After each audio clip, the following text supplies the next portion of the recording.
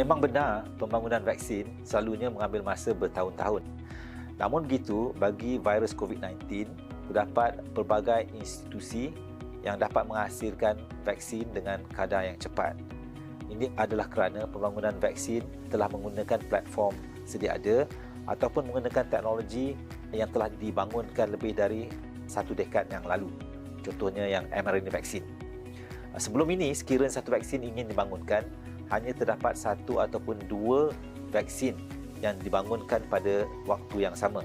Sebagai contohnya, masa kita membangunkan vaksin denggi, hanya terdapat 1 pengeluar vaksin saja di seluruh dunia. Dibandingkan dengan situasi sekarang, semasa pandemik COVID-19.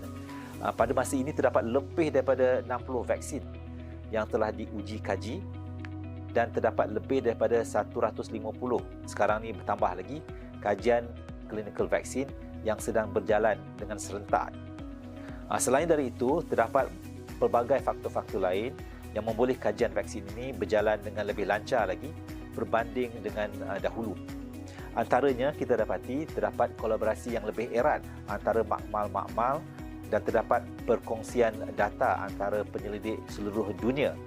Ini menyebabkan lebih mudah kepada para saintis mendapat akses kepada maklumat terkini untuk COVID-19. Keduanya, sumber manusia yang mencukupi dalam pembangunan vaksin kerana seluruh para saintis di seluruh dunia bergabung untuk menghasilkan vaksin COVID-19. Ini termasuk di sektor industri, pharmaceutical dan juga di sektor akademik dan juga di sektor awam bekerjasama untuk menangani musuh yang tidak kelihatan ini.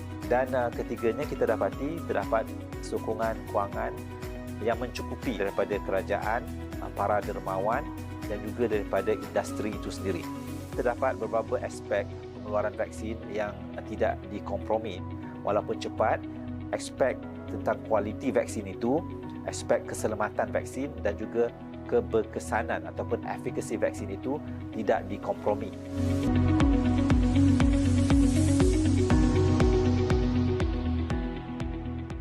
Ubat antivirus digunakan untuk merawat jangkitan virus, sementara vaksin ini merupakan sesuatu yang digunakan untuk mencegah jangkitan virus itu sendiri.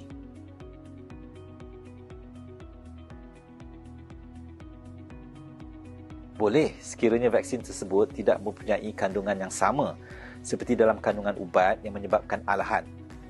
Oleh itu, anda perlu memaklumkan kepada doktor, pegawai farmasi, jururawat tentang sebarang sejarah perubatan keluarga, sejarah penyakit serta alahan yang anda pernah alami, termasuk perkara-perkara berikut. Yang pertamanya, benarkah anda mengalami tindak balas ataupun kesan sampingan serius setelah menerima suntikan vaksin tertentu? Keduanya, adakah anda menghidapi penyakit seperti barah, kanser, HIV, AIDS serta lain-lain penyakit yang kronik? Ketiga, anda juga perlu memberitahu sama ada sedang menerima apa-apa rawatan untuk barah ataupun rawatan steroid ataupun menggunakan ubat-ubat immunosuppressant, kerana rawatan-rawatan tersebut dapat melemahkan sistem daya lawan penyakit tubuh ataupun dapat mengurangkan paras imuniti seseorang. Keempat, sama ada anda sedang mengandung. Ini khas untuk wanita lah. Kelima, sekiranya anda kurang sihat pada hari vaksin sepatutnya diberi, terutamanya sekiranya sedang mengalami pelbagai gejala sama ada sederhana ataupun yang teruk.